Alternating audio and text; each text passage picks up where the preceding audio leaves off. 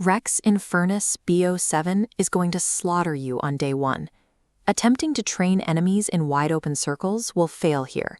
The map's extreme verticality and tight claustrophobic corridors render traditional survival strategies useless. The environment forces you into close-quarters combat with a new class of indigenous threats.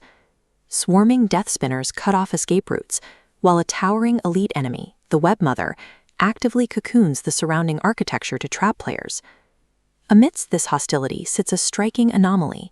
Floating in the dimensional abyss is a Victorian-era home, casting an eerie, warm yellow luminescence over the ruined stone. Creators like Mr. Rafflewaffles and the Gaming Revolution have noted the community's prevailing theory that this signals the return of Dr. Monty. However, lore indicates the house is a structure dragged into this realm by the map's architect, a psychological weapon built from the crew's memories of safety. This architecture is a total departure from the open combat of previous maps. It turns the environment into a weapon, forcing players to navigate a space where the layout is as hostile as the entities lurking within it. The architect of this realm began as a mortal. Jack McGregor was a Confederate soldier stationed in Ashwood.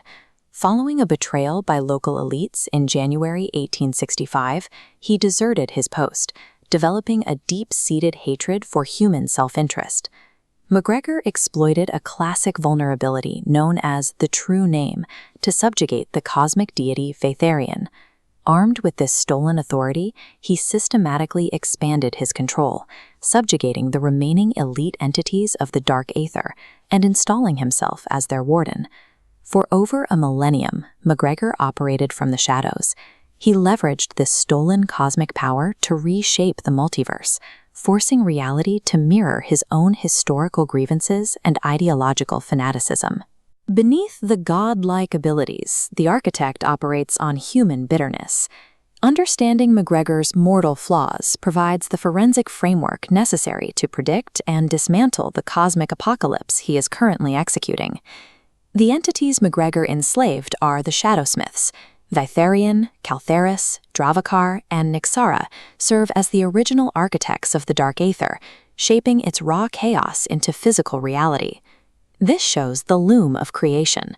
Pulsing nodes represent the Shadowsmiths maintaining stability across dimensions. Players freed their minds previously. However, their physical temples within Rex Infernus remain deeply corrupted by the Warden, causing the mechanism to spin violently out of control.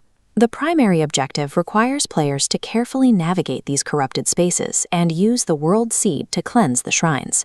Without this intervention, the Warden will permanently harvest the crew's spiritus, or core life essence. If the shrines are not cleansed, the multiversal collapse becomes completely irreversible, resulting in the permanent extraction of the crew's souls.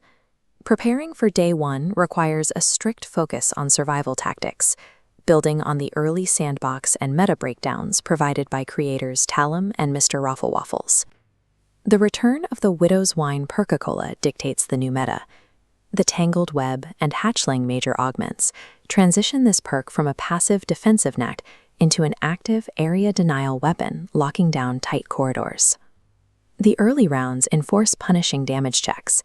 Use the fully packed Ultra Gobblegum, paired with the returning Olympia shotgun, and the TR2 marksman rifle provides the necessary firepower to hold these narrow choke points.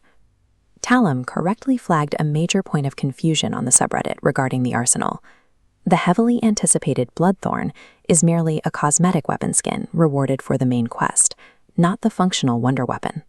The actual wonder weapon required for survival is a dual-wielded crossbow fitted with a powerful, high-tension grappling hook. This tool is functionally mandatory for navigating the extreme vertical gaps and the floating obsidian islands scattered across the void. Relying on outdated kiting strategies or misidentified weapons guarantees a quick death. Mastering vertical mobility and localized crowd control presents the only forensic path to the final boss. A critical piece of this multiversal investigation remains missing. The Wrestler's Belt relic on the Totenreich map stands as a cold case, completely unsolved by the community for over 100 days. Documented by MysteryHQ, the primary physical evidence is a single weathered rifle magazine found at the lighthouse, marked by a highly distinct sticker. The leading operational theory among data miners suggests that retrieving this magazine is not the start of a quest. Instead, it is the reward for executing a highly restrictive, passive gameplay challenge before reaching round 20. Once unlocked, the Wrestler's Belt alters the map's economy. Its specific mechanical function completely randomizes the weapons available on wall buys at the end of every single round.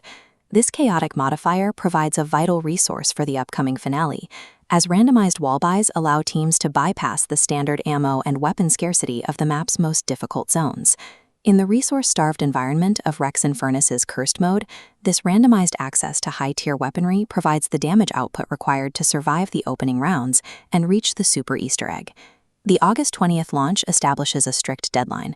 The calling card is awarded only to investigators who conquer the main quest before directed mode activates. Drop your best theories for solving the Wrestler's Belt in the comments below, and subscribe to ensure you don't miss our Day 1 lore and guide coverage. Surviving Rex Infernus acts as a final test of the community's ability to solve the darkest cold case in Black Ops history before the Architect burns the multiverse to the ground.